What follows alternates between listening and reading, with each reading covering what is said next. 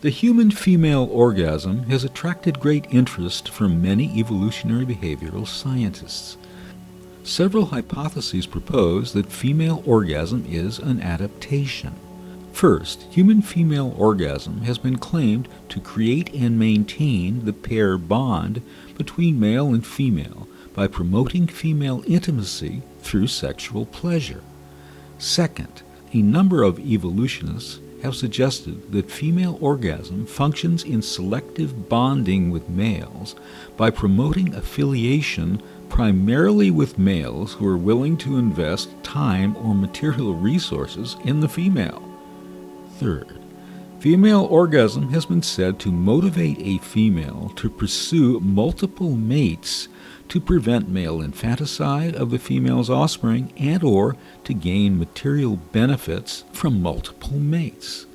Fourth, it has been proposed that human female orgasm functions to induce fatigue, sleep in a prone position, and thereby passively acts to retain sperm.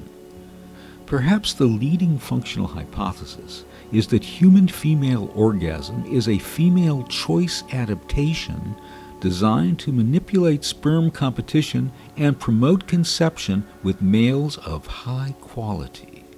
Female orgasm as a selective response thus may have evolved as a means by which females could favor sperm of an extra pair male over that of an in-pair male, or in rare instances, vice versa. A woman who perceives her mate to be of low genetic quality may employ a strategy of garnering resources from her primary mate, but having extra pair sex with a male who is of higher genetic quality. To put this in layman's terms, as they'd say, with a male who is better looking and sexier. Women don't cheat with schlubs. Furthermore, these circumstances could have selected female design favoring retention of sperm from men who possess phenotypic markers of good genes. In particular, women in multiple mating situations appear more likely to orgasm during copulation with extra-pair partners than with in-pair partners. To put this another way, women who cheat or engage in polyamorous situations such as swinging, swapping, or the lifestyle are more likely to have orgasms with the men they are cheating with, or swinging with, or swapping with, than with their partners, i.e. their husbands or boyfriends. But we all know that, deep down.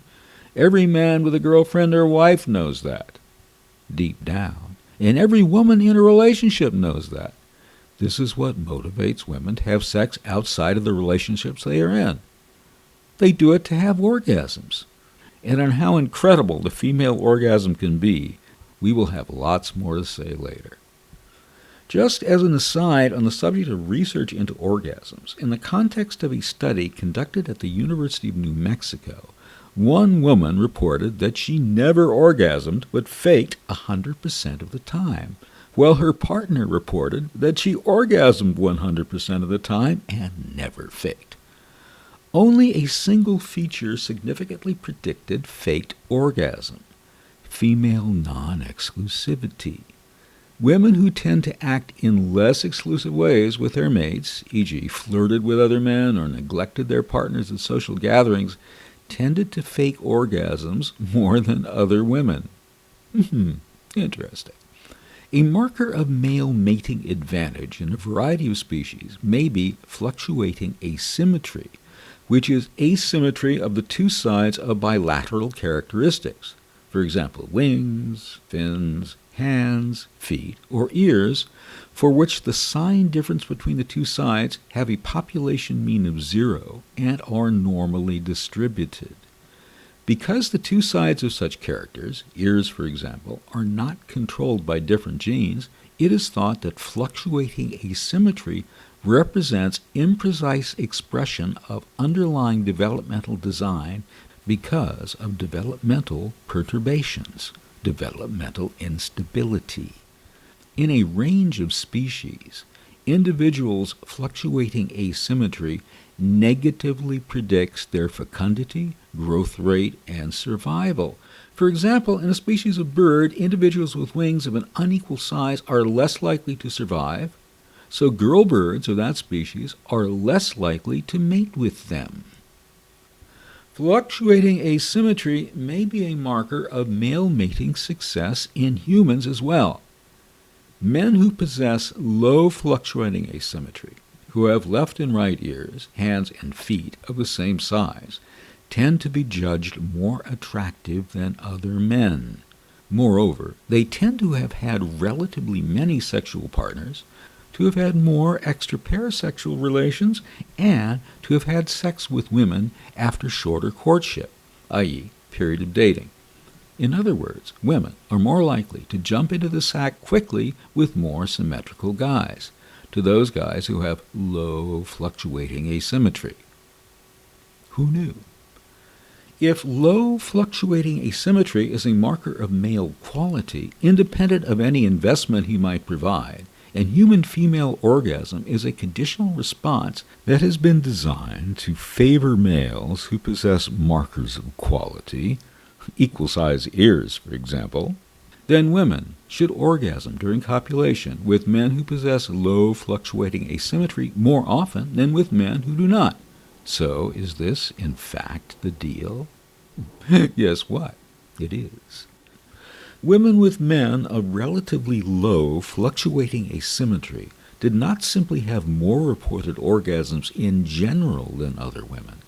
The reports indicate that these women are only more orgasmic during copulation itself, which is to say, during penile vaginal penetration sex, common or garden variety sex, whether in the missionary position or otherwise. From this we may deduce that women with these low fluctuating asymmetry men were not more orgasmic when men went down on them or stimulated their clitorides in other ways. In these researchers' sample, the increased reported copulatory orgasmic response of women with men of relatively low fluctuating asymmetry was greater for orgasms roughly characterized as high sperm retention orgasms. Few other male features significantly predicted the occurrence of reported female orgasm. These research results provide some evidence that men's weight and physical attractiveness predict copulatory female orgasm frequency independent of male body symmetry. Translation: yeah, this low fluctuating asymmetry stuff holds water, but physical attractiveness is maybe even more important? Who knew? Women are more likely to come with hunky, sexy guys than they are with schlubs, our code word for today for unattractive men. Once again, who knew? A woman knows if she hops into the sack with an unattractive guy, she is less likely to have an orgasm. So why do it? You'll be better off getting some more sleep or cuddling up with your cat, listening to another episode of Explore Ecstatic Sensuality. However, back to this low fluctuating asymmetry jazz. No evidence suggests that these sorts of men invest more in their relationships than do others, and in fact, in certain ways, they invest less. In particular, they appear to sexualize, that is to say flirt with, women other than their partner more than do other men, and therefore may engage in greater efforts to mate outside the primary relationship. Translation: hey girls, if you get into a relationship with a man who has equal-sized ears, you will come more. However, he is more likely to cheat. Is it worth it? In our opinion, yeah. Another mantra: coming is everything. The hypothesis that female orgasm promotes preferential bonding with males who are capable or willing to invest predicts that male love/investment will correlate with women's orgasm frequency. The results of this University of New Mexico study do not support this prediction. Orgasm frequency in women was unrelated to the three measures of relationship investment by men, namely love, men's socioeconomic status or family of origin, and men's perceived future earnings. So, ladies, That chap who supports you in your activities or your career and loves you to the stars and is reliable and committed to you looks good on paper. But if you choose him, you'll be giving up a good sex life. One authority had proposed that female orgasm increases paternity reliability for the male mate by signaling the female's sexual satisfaction with that mate. The New Mexico researchers' results support this hypothesis in that they imply that males may have gained reproductively in human evolutionary history by distinguishing female orgasm from mere female arousal because orgasm is associated with sperm retention and thus presumably with increased probability of paternity. So, if you have, speaking to you ladies out there, if you have this great orgasmic sex with one of these low asymmetry guys, make certain that he wears a condom or that you put in your diaphragm. That is to say, unless you want a child by him. Other research specifically tested the following hypotheses. Hypothesis 1. That women who perceive their partners to be more versus less attractive will be more likely to report orgasm with their partner at last copulation, that is to say, most recent copulation. Hypothesis 2. That women mated to men or in relationships with men, that they perceive other women assess as more versus less attractive, will be more likely to report orgasm at last copulation. Hypothesis 3. That women's perception of other women's assessment of their partner's attractiveness mediates the relationship between women's assessment of their partner's attractiveness and orgasm at last copulation. What? Thus, when partners' attractiveness and perception of other women's assessments of partner attractiveness are both included in the predictive model, the relationship between partners' attractiveness and female copulatory orgasm is eliminated. To sum up, what this research tells us is that women who choose men as boyfriends or husbands whom other women find attractive are more likely to have orgasms. Or to put it another way, if Annabelle finds a somewhat quirky or individual-looking Marshall to be attractive, but other women do not, and if Annabelle enters into a relationship with Marshall, she is less likely to have orgasms than if she had chosen Craig, whom other women think is attractive. It's not the individual woman's taste that counts. It's the taste of other women. Who knew? But of course, this is something men on the dating scene have known all along. Women at any particular time always find the same look in men sexy. For one generation, it's, Paul Newman or Burt Lancaster. And for today, it's Paul Rudd? Hey, I had to Google it. Robert Pattinson? Hell, if I'm not in need of a serious makeover. Much research has shown that communication is an important part of sexual and relationship satisfaction in romantic relationships. Low-quality communication is associated with decreased sexual and relational satisfaction, and communication helps explain why sexual and relationship satisfaction change together over time. In other words, communication appears to be an important predictor of changes in both forms of satisfaction and may affect sexual and relationship satisfaction in similar ways. Psychologists James Halpern and Mark Sherman went so far as to say that afterplay, both verbal and other stuff chicks and dudes do after sex, is more closely linked to sexual satisfaction than any other element of sexual encounters, including foreplay, orgasm, and sex itself. They further point out that what happens immediately after sexual activity likely has effects not only on sexual satisfaction, but also on relational satisfaction. Other researchers have put forth the following two hypotheses. Hypothesis 1. Positive relational disclosures will predict relationship satisfaction such that the more positive relational disclosures individuals engage in, specifically after sex, whether coital penetration sex or otherwise, the greater their relationship satisfaction will be.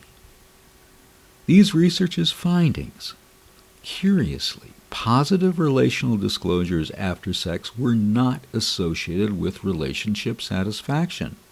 Might as well smoke a cigarette after sex, or some weed, or listen to the Explore Ecstatic Sensuality podcast. A sure turn-on every time. Hypothesis 2. Orgasm is indirectly associated with relationship satisfaction through risk-benefit analysis and positive relational disclosure. This hypothesis was supported by the data. Who knew? We've got lots of research that supports Hypo 2. What types of sexual activity are most strongly correlated with relationship satisfaction in women? A growing empirical literature demonstrates that the only sexual behavior consistently associated with indices of better physiological and psychological function is the one sexual behavior relevant to potential gene propagation. And guess which one that is? In a recent study, 30 Portuguese women reported on their frequency of different sexual behaviors and corresponding orgasm rates, and also completed the perceived relationship quality components inventory.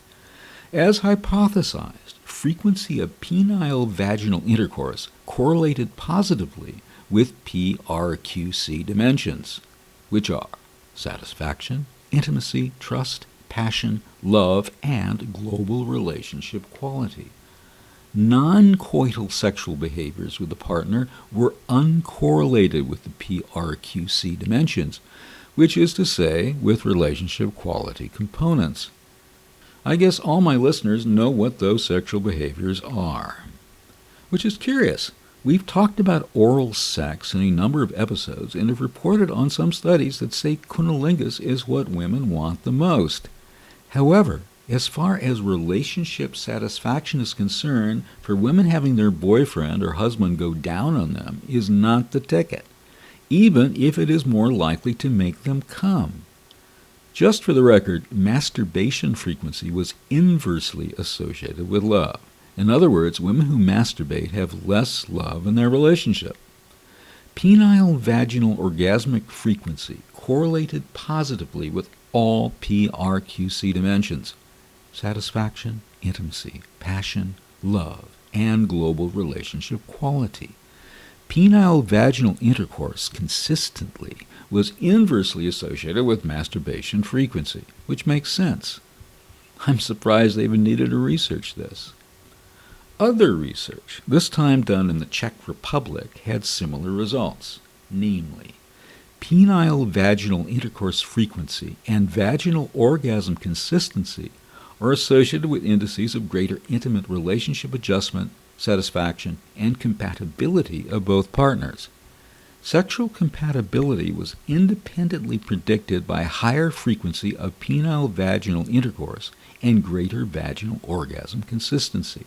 Women's sexual satisfaction score was significantly predicted by greater vaginal orgasm consistency and frequency of partner genital stimulation.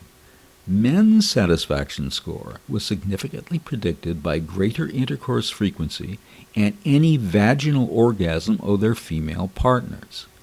Concordance of partner vaginal orgasm consistency estimates was associated with greater dyadic adjustment, a fancy term that essentially means relationship satisfaction.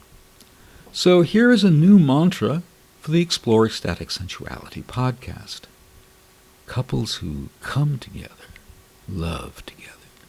Now here is a dollop, you might say, of additional research which summarizes and then extends what we have reported so far in this episode. Please do bear with us and excuse the technicalities.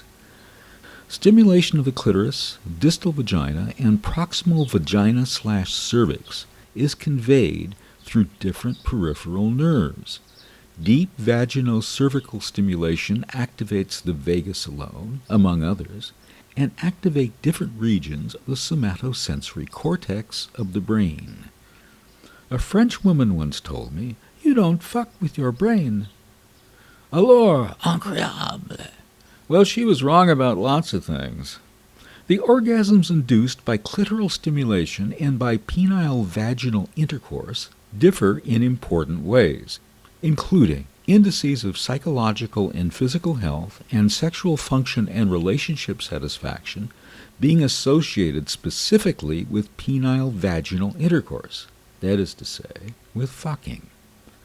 Notably, greater likelihood of orgasm from penile vaginal intercourse, or more specifically, vaginal orgasm elicited solely by penile vaginal stimulation without stimulation or masturbation of the clitoris, measured in research studies, either dichotomously as ever having a vaginal orgasm or dimensionally as vaginal orgasm consistency, the percentage of penile vaginal orgasm occasions resulting in vaginal orgasms is associated with physiological and self-perceived sexual functioning within women. I need to take a deep breath after that one. What does this mean? When women have orgasms as a result of fucking, they feel better, both physically in general and about their own sexiness. They feel that they are good sexually, or to use the usual expression, they feel that they are, quote, good in bed, unquote. And let's face it, how many people, women or men, have doubts about their sexuality? So here's a clinically proven way that women can feel good about their sexiness, and it's fun. Furthermore, vaginal orgasm consistency, the consistency with which women have orgasms during sex, is associated, 1, with mental attention to vaginal sensations during intercourse and preference for longer penises, and 2, with clitoral distal vaginal and deep vaginal/cervical stimulation projecting via different peripheral nerves to different brain regions. So, pay attention to your vaginal sensations while you're fucking, and think about a man with a long penis, even if your lover at the moment is a shorty. And beyond that, fine-tune your sensuality, your nerve sensuality, your brain sensuality. We've talked about this beginning with our earliest episodes, and now here is some scientific proof of what we've been telling you all along. Don't be conceptual. Don't say to yourself, I'm being fucked, or I hope I come this time. Instead, be aware of everything that is going on, the regions of your brain that respond to different things. Pain, pleasure, taste, smell, memory formation, tenderness, are all receiving data from your genital regions, broadly defined. Be aware that this is happening. There are so many vibrations in your brain playing off against one another, stimulating one another. The ecstatic sensuality of being fucked should be in the brain as well as in the body. To put it more technically, current sensitivity of deep vaginal and cervical regions is associated with vaginal orgasm consistency, which might be due to some combination of different neurophysiological projections of the deep regions and their greater responsiveness to penile stimulation. Now here is something really interesting that just probably should be included in sex education. Stimulating the vagina during early life masturbation might indicate individual readiness for developing greater vaginal responsiveness, leading to adult greater vaginal orgasm consistency. That is, the consistency with which a woman will have vaginal orgasms during sex. I am going to stick my neck out here and suggest that rubbing your clitoris is a quick and easy way to obtain pleasure. But by doing this exclusively, you may be missing out on the prospect of the big O, the vaginal orgasm, writ large. Lately, novel phenomena were defined and coined as expanded orgasm, EO, and expanded sexual response, ESR, in a minority of women. ESR was defined as, quote, being able to attain long-lasting and/or prolonged and/or multiple and/or sustained orgasms and/or status orgasmus that lasted longer and were more intense than the classical orgasm patterns defined in the literature, unquote. The duration of EO and ESR varied from woman to woman, lasting starting from a couple of minutes to hours. In the literature, the highest number of orgasms in a woman, recorded by Dr. William Hartman and Marilyn Fithian, was reported to be 134 per hour. Although defined recently, ESR and EO were not new phenomena, but peak experiences of female orgasmic consciousness defined by different cultures centuries ago. While ESR may even induce altered states of consciousness and peak experiences in some women.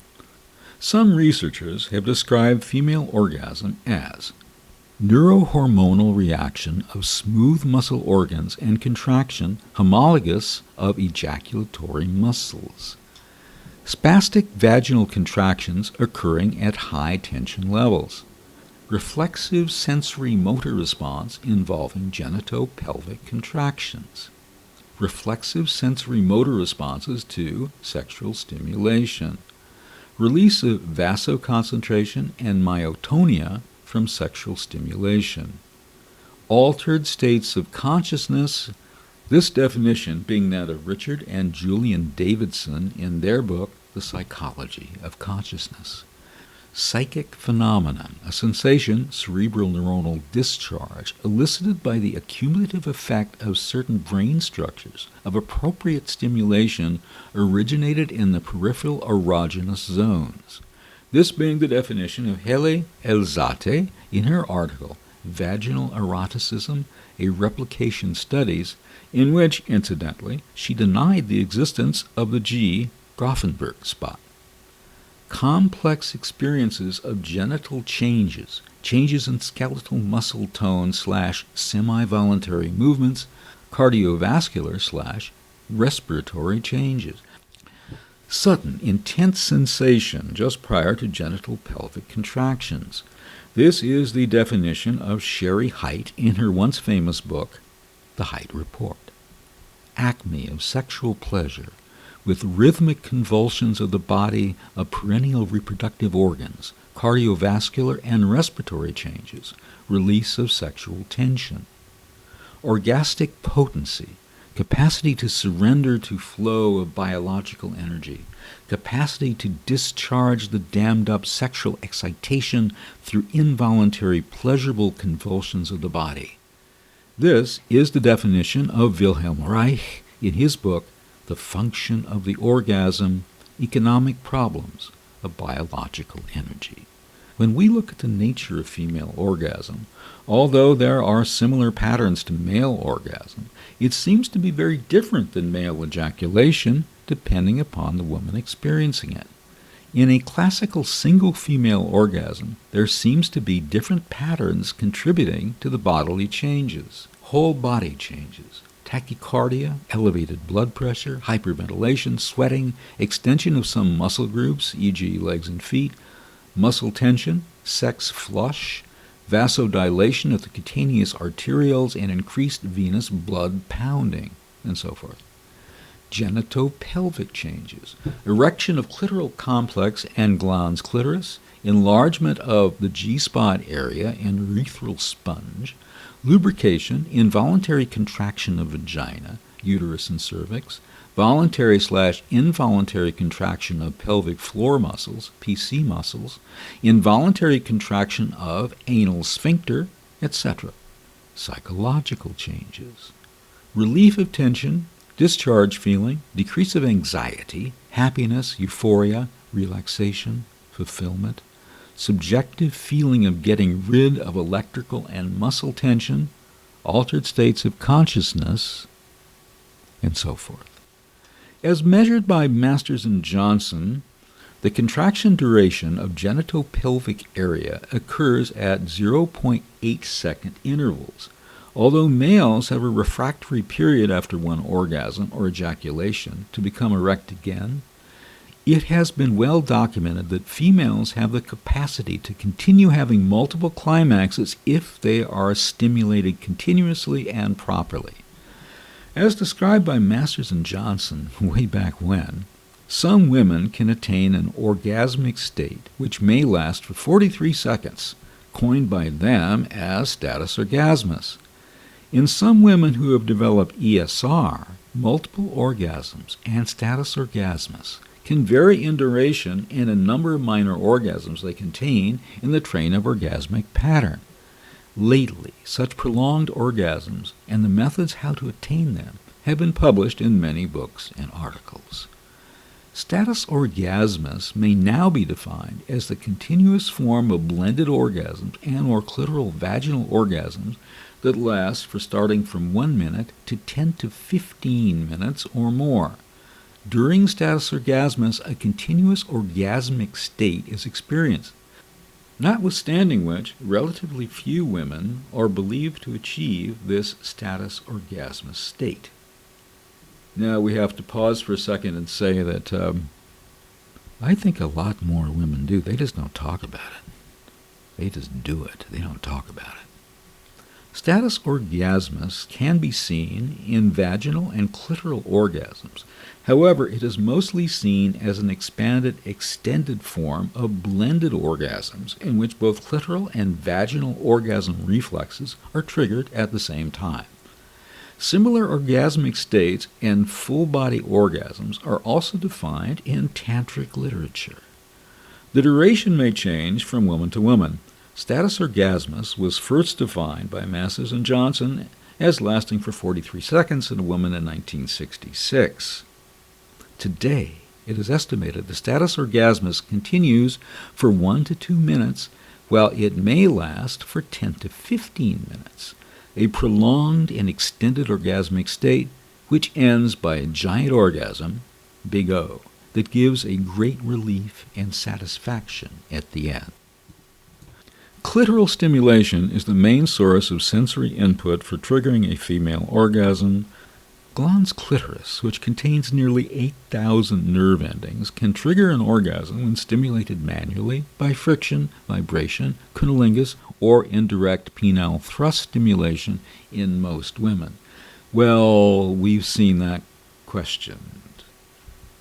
The extent to which the clitoris is satisfactorily or may be satisfactorily stimulated by penile thrust stimulation. But back to this. Orgasms attained through clitoral stimulation have been reported to be more localized, sharp, bursting, short-lasting, superficial, confined only to the pubic area, while coital vaginal orgasms have been described as more diffuse, whole body, radiating psychologically, more satisfying, lasting longer, having more tendency to turn into multiple orgasms. Dr. Helen O'Connell published the first ever comprehensive research on the internal aspects of the clitoris, which completely changed the conversations we were able to have about women's ability to feel pleasure. O'Connell's MRI scans determined that the clitoris is not just the glands we can observe externally, but is actually made up of several parts, all of which are comprised of erectile tissue. Erectile tissue means that these areas engorge with blood during arousal. The clitoris is the only organ of the body, either female or male, that is entirely dedicated to pleasure. Just as a really quick divagation, there's also been studies that things like Viagra can have effects on women in roughly the same way. You didn't hear this here. And I invested a long time ago in a penny stock that claimed to do that sort of thing. And it's just had one of those, what do they call it? Reverse splits. It's the kind of thing where all of a sudden your stock is radically devalued. So I used to own $100, and now I own $5.34 in this stock. Stay out of the market, boys and girls. All of this should be taken in the context of research done by Heli Alzate, MD, and Magdalena Villegas, diplomate in psychology, at Caldas University, Manizales, Colombia, and published in the leading journal, Annals of Sex Research. The purposes of their study were A. to further replicate previous findings on vaginal eroticism using heart rate change as corroborative evidence for the subjective perception of sexual arousal and orgasm. And B, to investigate the correlation between heart rate change and subjective intensity of female orgasm. Heart rate measurements were obtained from EKG tracings. 11 coitally experienced volunteers were examined by digital stimulation of their vaginal walls. 90.9% of the women had vaginal erotic sensitivity, and 72.7% of them reported reaching orgasm, which was corroborated by statistically significant increases in heart rate relative to baseline levels. A digital stimulation of the clitoris was also conducted on the research participants, and 72.7%, compared to 90.9%, of them reached orgasm. The participants experienced a total of 26 orgasmic episodes, 17 vaginally and 9 clitorally elicited. This research would seem to fly in the face of the common belief, and the belief of many researchers, that clitoral orgasms are more frequent and easier to achieve. However, let's go on. Extensive survey results on female sexuality among nearly 2,500 women since 1991 have demonstrated that clitoral orgasms and vaginal orgasms are definitely two distinct phenomena. Masters and Johnson argue about the possibility of indirect clitoral stimulation during coitus. According to them, the head of the clitoris, inducing a friction to the glands, builds up an indirect clitoral orgasm. Well, we talked about that a moment ago, and here we return to this once again. The literature presents enough data to dispute such a phenomenon. Specifically, the clitoral hood cannot move directly enough to stimulate the glands during coitus.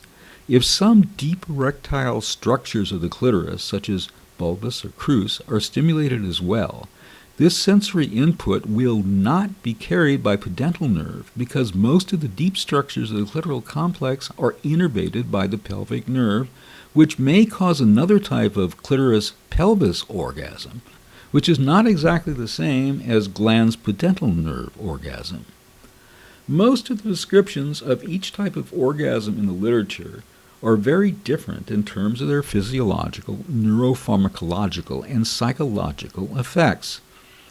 For instance, orgasms triggered by coitus, which is to say by penile penetrative sex, induce 4 times more prolactin release in the female brain compared to manual clitoral orgasms, with such prolactin release being proposed to be a measure of satiety, of satisfaction.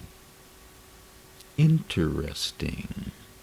There appear to be other deep vaginal erogenous zones in some sexually hyperactive and responsive women other than the clitoris and the G-spot, as reported recently. Those zones are more prominent in women with ESR and high sexual responsiveness compared to zero ESR women or average women. 99% of ESR women were able to attain vaginal coital orgasms. Those areas are innervated by pelvic nerves and partially by hypogastric nerve, similar to the G-spot, which induces a separate orgasm reflex arch pathway. Thus, a very different physiological orgasmic response builds up. Preliminary studies by means of the electrical and vibration stimulation of deep vaginal erogenous zones seem to trigger orgasm patterns alone, without the stimulation of glans clitoris. Here is a brief description of the deep vaginal erogenous zones. G-spot, Grafenberg spot. The localization of the G-spot is at the anterior vaginal wall, 2.5 to 4 centimeters inside, under the mid-urethral length. In one research series, 31.8% of women admitted to being aware of their G-spots. 27.7% were positive that they had experienced G-spot orgasms. 45.5% of these women were ESR women. The G-spot was first described by the Dutch physician Regnier de Graaf in 1672 and then by Ernst Grafenberg in 1950 as an erogenous zone on the interior wall of the vagina that expels urethral ejaculate during an intense orgasm. A spot at the anterior wall of the vagina, 2 to 3.5 centimeters below anterior fornix, under the bladder. 10.6% of women admitted to being aware of such an erogenous zone. 61.9% were ESR women. O spot is between the posterior vaginal wall and the rectum, 2 to 4 centimeters below the posterior fornix. 8% of women responded that they have a sensitive area at this part of their genitalia. 75% of them were ESR women. Cervix. The cervix is the column neck of the uterus. 7.5% of women replied that their cervix was sensitive and might have triggered an orgasm. 60% were ESR women. Pelvic floor muscles, PFM, PCM muscles. PFM are the muscle network between pubic and coccyx. 7.1% reported that activation of PSM was effective for the development of an orgasm. 50% of them were ESR women. Characteristics of ESR extended sexual response include 1. ESR women experienced vaginal, clitoral, and blended orgasms. 2. ESR women experienced multiple orgasms in most of their sexual activities. 3. Women were able to attain long-lasting and/or prolonged and/or multiple and/or sustained orgasms and/or status orgasmus that lasted longer than the classical single orgasm and/or multiple orgasm patterns defined in the literature. 4. ESR women claim to have strong pelvic floor muscles compared to non-ESR women. Make a note of that. 5. The libido of ESR women was very high compared to non-ESR women. 6. ESR women described a phenomenon called G-spot orgasms. 7. ESR women described sensitive erogenous zones in their genitalia other than the clitoris. 8. ESR women masturbated more frequently compared to non-ESR women. Make a note of that too, in light of the research that we talked about earlier in this episode. 9. ESR women had erotic fantasies more frequently than the non-ESR women. And here let's just take a moment to plug our earlier episode on fantasies. It's a good one, trust me.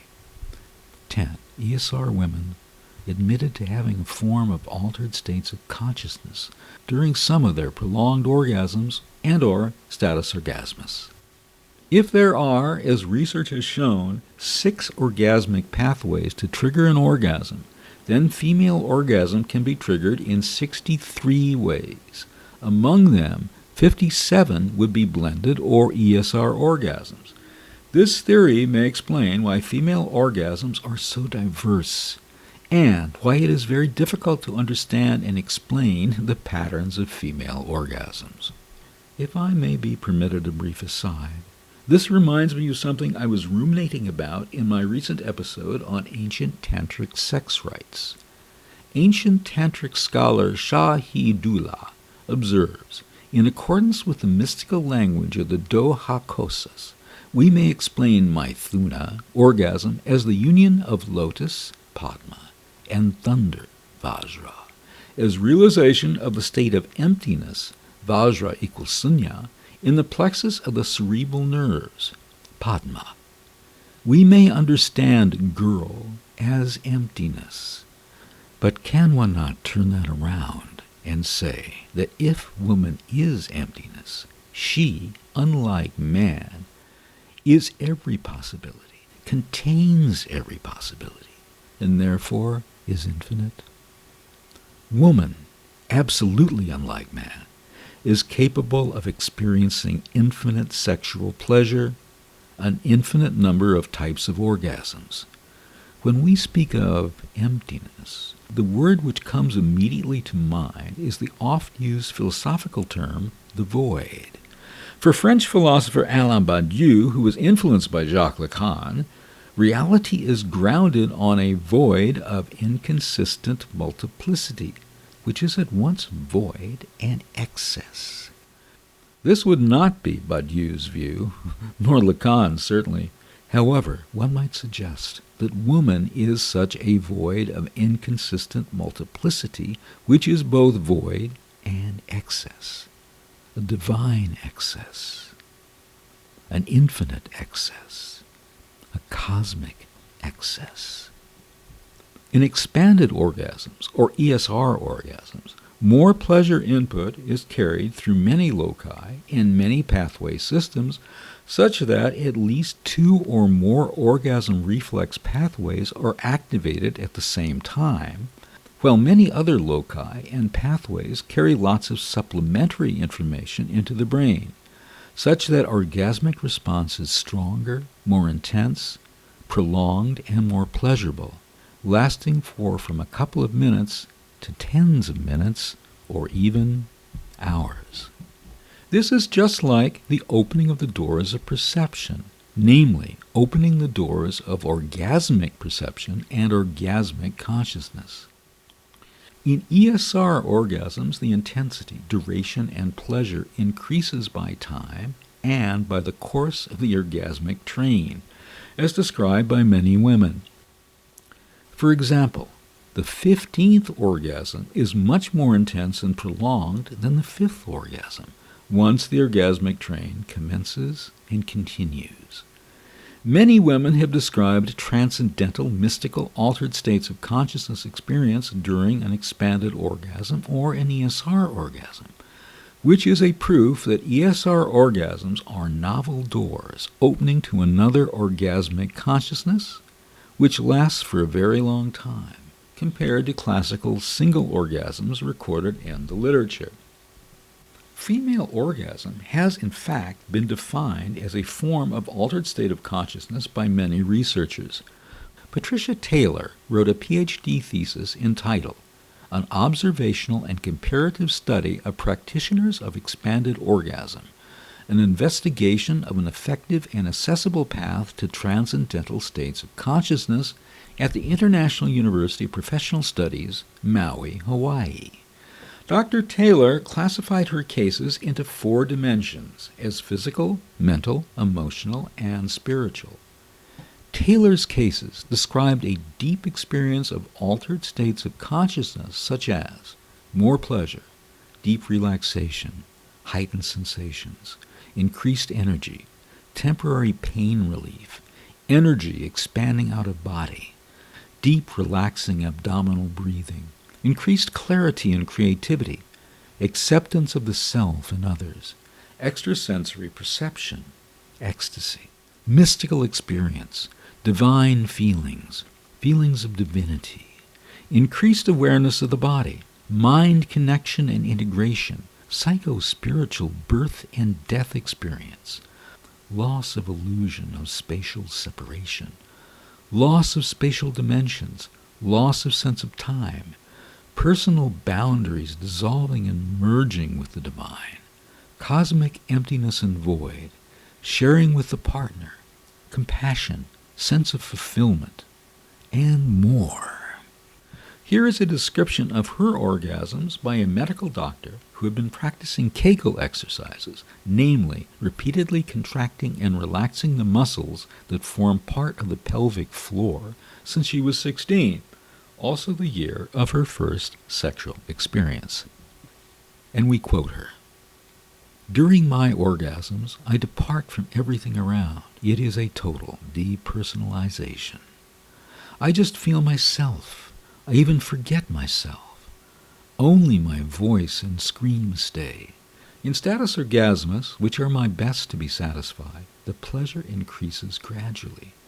I am totally isolated from my environment. I hear only the animal voice coming from my throat, until my short moans turn out to be incredible screams. I feel it in my stomach. First some tingling, then the contractions follow each other. It is a total altered state of consciousness. My vision darkens. I see flashes of colors or light. During minor orgasms, I feel funny contractions, like a game. The minor orgasms, or contractions, starting from my vagina and pubis, circulate through my stomach, where I can feel the real center of the orgasmic volcano. Once the status orgasmus starts, it is like a hurricane taking me away from my body, and I fly. These minor orgasms, each lasting for nearly 10 to 20 seconds, build up into a continuous titanic fit during which I sometimes can't even hear my own screams. I am lost for the first few minutes. These contractions continue for 10 to 20 minutes, especially when my partner is doing oral sex, cunnilingus, on me. He continuously stimulates my clitoris by his tongue. He is so talented that as soon as one orgasm finishes, another begins. During a status orgasmus, I feel that I am traveling the world as if I have an astral body. I go to unknown gardens, waterfalls, meadows. During intercourse orgasms, I feel that my lover and I are experiencing an unbelievable unification, merging and dissolving into one another. I have also had status orgasmus during intercourse, that is to say, not only when my partner is going down on me. If my partner continues intercourse for 1 to 3 hours, it is easy to attain prolonged orgasms. My brain melts. I realize that I am an animal. I hear my animal voices coming from my throat, which makes me more excited. Vaginal orgasms are sometimes better than clitoral. While we also apply a vibrator during intercourse, I really go into the status orgasmus, which lasts for 10 minutes to half an hour, while I experience nearly 50 to 60 minor orgasms. During orgasms, I laugh, cry, moan, make very loud noises. Always I'm afraid the neighbors may hear me. My body arches. I'm in full extension. It is sometimes not certain whether I have pain or pleasure. Fantasies whispered into my ear make me crazy during these orgasms. Even a word may start another minor orgasm. It could be anything, wild or soft. I want to become an animal. Return to my archetypal body, whatever it had been. When I contract, I feel like an animal, as if it comes from my collective subconscious. I feel the penis like a hot burning sword that brands me. The penis makes my pelvis hotter and hotter. It streams out, and then comes a huge contraction, followed by another.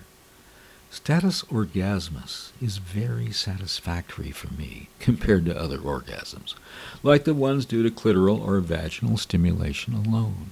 I feel so dizzy, and my brain is so high and turning around that I believe it would be very hard for me to walk on a straight line. I would fall. I love to lose myself in my own brain chemistry. I would not be satisfied if I did not experience status orgasmus, because clitoral or vaginal minor orgasms are so low for me. They don't make me as high as the status orgasmus does. I don't even have any refractory period for attaining vaginal or clitoral orgasms. One may come after another without building into a status orgasmus. But for the status, which comes with a big O at the end, there is always a refractory period of between 15 and 20 minutes. Intermission. We have a couple of observations to make here.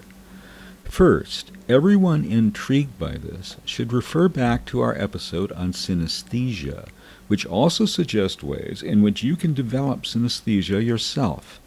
Clearly, what this very eloquent and apparently also very happy woman describes are synesthetic experiences during orgasm. Second, a major theme of this podcast is that women have a whole lot to teach men about sensuality and sex. Second, a major theme of this podcast is that women have a whole lot to teach men about sensuality and sex. It's as if women are postdocs or PhDs or tenured professors with endowed chairs, and men are in preschool.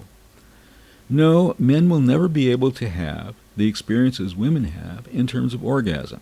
And here I should say emphatically, as both an aside and as a caveat, that I am specifically not speaking about gay men or what they have or can have sexually, simply because I am not gay and have never had any type of physical intimacy with another man.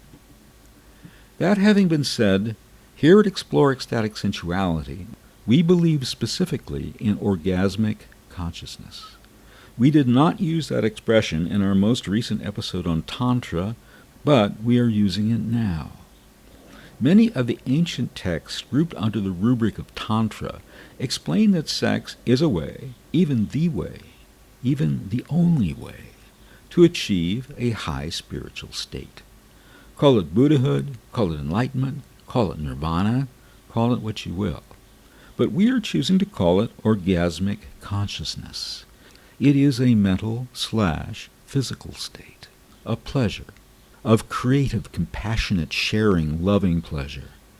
And remember that there is no distinction between mind and body. And orgasmic consciousness is a state which you may experience 24/7, not only during sex. In your dreams and at work, while you are doing your taxes, just as when you and your beloved are viewing reality looking down from the highest mountain, or spending a marvelous day together. You are finally back home, at her place or his. Each of you has something to say about where you've just been, what you've just seen, people you've just met, ideas that have come into your head, other things you wish to do together. You have some wine. Maybe one evening it's her choice, and another it's his. You honor and gift each other with your eyes. You toast each other with your being, with everything you are.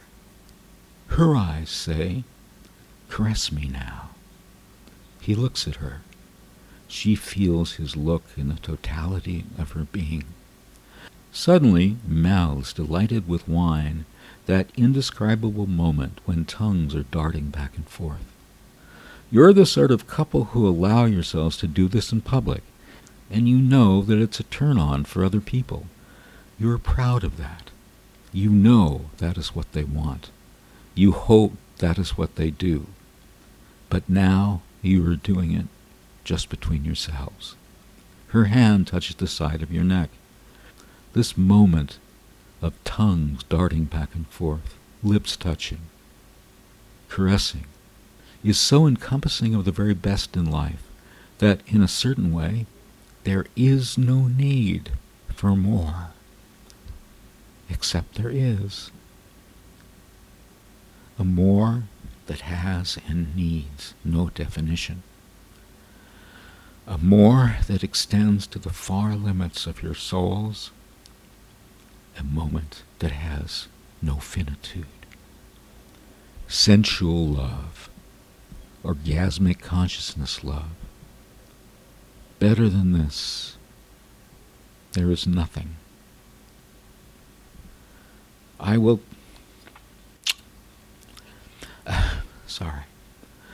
close this episode by saying, orgasmic consciousness is my gift to you. Thanks for listening.